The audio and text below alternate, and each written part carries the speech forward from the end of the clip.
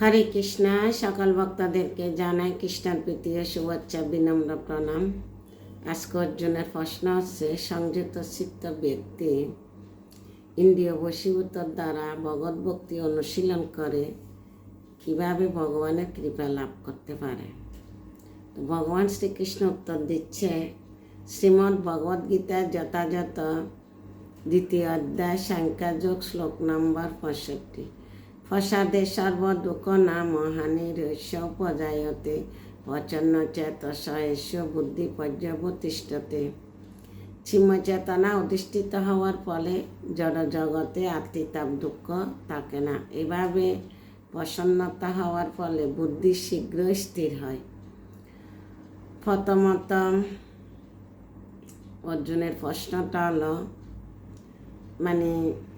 প্রথম তো ইন্দ্রিয়কে বশীভূত করা যাবে না, তো কি করলে ভগবানের কৃপা লাভ করা যাবে। তো ভগবান বলতেছে, প্রথম প্রসাদ।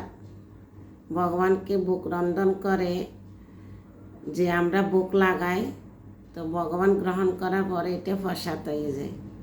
তো এই প্রসাদ যখন আমরা গ্রহণ করব, প্রসাদ মানে প্রভু, সমানি সর্বক্ষণ, দ মানে দর্শন, প্রভু সর্বক্ষণ দর্শন দেন।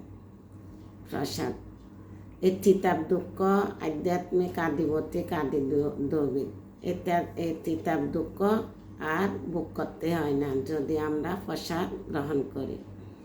তো প্রথমত ইন্দ্রিয় কন্ট্রোল আসবে কখন, যখন আমরা প্রসাদ খেতে খেতে ইন্দ্রিয়গুলা ধীরে ধীরে দমন হবে। আর যখন ভগবানের আরতি করব, ভক্ত সঙ্গ করব, ভগবানকে নিবেদন করব, যা কিছু আমরা গ্রহণ করার আগে ভগবানকে ভোগ নিবেদন করব, তো আমরা প্রসাদ রূপে গ্রহণ করব, তাহলে আমরা কী হব, এই তিতাব দুঃখ ক্লেশ থেকে আমরা মুক্তি পাব।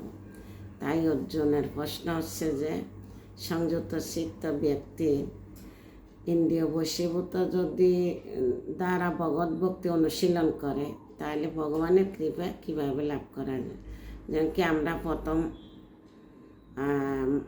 8 মালা 10 মালা শুরু করছি, এরপর আমাদেরকে ফসা শুরু করা দিছে ইন্ডিয়ান বহু মাতাজিরা। তো এরপরে আমরা 16 মালা করছি। তারপরে যখন ভগবানকে বুক লাগাতাম, আস্তে আস্তে যখন প্রসাদ গ্রহণ করতেছি, ধীরে ধীরে বাহ্যিকগুলা ত্যাগে যাচ্ছে, আমরা কত কিছু না খেতাম। তো এইভাবে জোর করি ভগবত ভক্তিতে জোর করি ইন্দ্রিয়গুলাকে দমন করতে পারবে না। কিসের মাধ্যমে? সেবার মাধ্যমে। আপনি প্রসাদ সেবা, তিলক সেবা এবং ভগবানের সেবা যা কিছু করে না কেন, ধীরে ধীরে ইন্দ্রিয়গুলা বশীভূত বা কন্ট্রোলে যাবে, ইন্দ্রিয়গুলা সংযম হবে।